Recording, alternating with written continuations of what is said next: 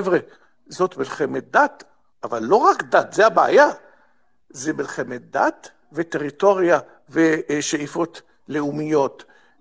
מלחמת דת התחילה כבר כאשר היה הנביא מוחמד, שרצה לאסלם את כל העולם, את כל היהודים. היהודים אמרו לו לא.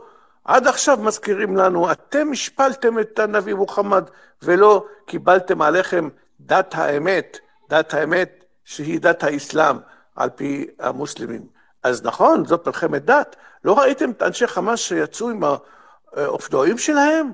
אומרים אללהו אכבר, בסמילlah הרחמן הרחים, מצד דרך, הולכים לרצוח יהודים. וזה משמעות המשפט שחלקם מכירים, אין לי ספק, חייבר חייבר יא יהוד, ג'יש מוחמד סוף יהוד. זה בדיוק מה שעשו. הם חזרו להרוג יהודים כפי שהצבא של מוחמד הרג יהודים.